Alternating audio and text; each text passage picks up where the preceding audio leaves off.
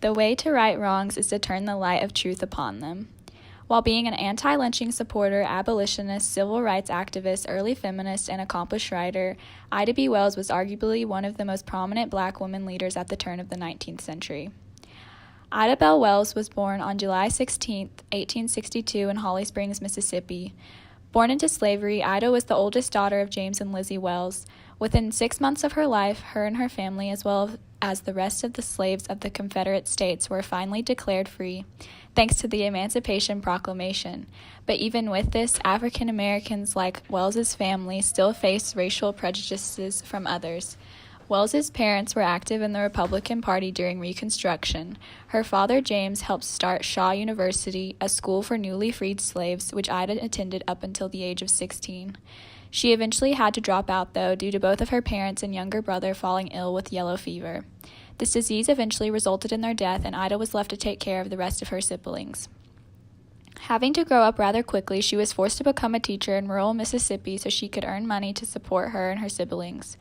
Eventually, Wells moved her siblings to Memphis, Tennessee, where she continued to work as an educator and write for church newspapers about topics such as inequality in schools, as well as many other areas of importance.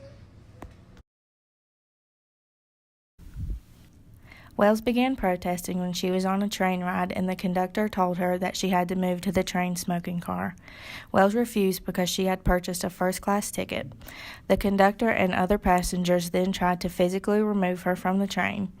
When she returned home, she hired a lawyer and sued the Chesapeake and Ohio Railroad Company. The court decided in her favor, awarding her $500. However, the railroad company appealed, and in 1887, the Supreme Court of Tennessee reversed the previous decision and ordered Wells to pay the court fees. After the lynching of one of her friends, Wells' quest for justice was fueled. She became skeptical about the reasons black men were lynched and set out to investigate several cases. For many years after this, she devoted her life to campaigning against lynching. Lynching had become widespread in the South after the Civil War. Wells began to document the lynchings in the South and would speak out in hopes to demolish the practice. She also expressed to the black citizens of Memphis to move to the West. In result to Wells challenging the white power structure, she became a target. In May 1892, the office where she wrote her newspaper was attacked and burned by the white mob. Wells continued to document lynchings as she traveled to England in 1893 and 1894. She was attacked at her home for speaking at many different public meetings about the conditions in the South. A Texas newspaper called her an adventuress, and the governor of Georgia claimed she was a stooge for international businessmen, trying to get the people to boycott in the South. In 1894, she returned to America and set out on a speaking tour.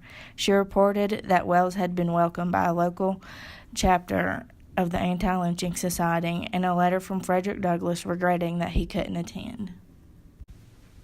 In 1895, Wells married famed African-American lawyer Ferdinand Barnett. Now known as Wells Barnett, she was one of the first married American women to keep her own last name as well as taking her husband's. Together, the couple had 4 children. Throughout her career, she balanced motherhood along with her activism. As an active member in the women's suffrage movement, Wells openly confronted white women who ignored lynching. Because of her stance, though, she was often ridiculed and ostracized by women's suffrage organizations in the United States. Nevertheless, she did not let that stop her in activism. She eventually founded the National Association of Colored Women's Club, which was created to address issues dealing with civil rights and women's suffrage.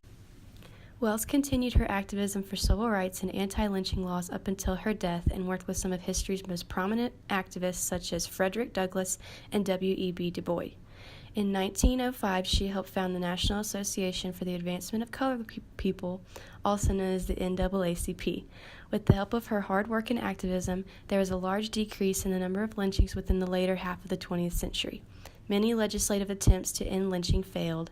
In 2005, the Senate passed a resolution apologizing to lynching victims, survivors, and their families. Ida B. Wells Barnett died on March 25, 1931 at the age of 68. In 1988, the Ida B. Wells Memorial Foundation was founded in Chicago, Illinois by 5 of her grandchildren. Since 2015, the foundation has been run by 3 of her great-grandchildren. The foundation is also known for providing scholarships to students who attend schools close to the Wells Barnett family, such as Rust College and the University of Illinois at Urbana-Champaign.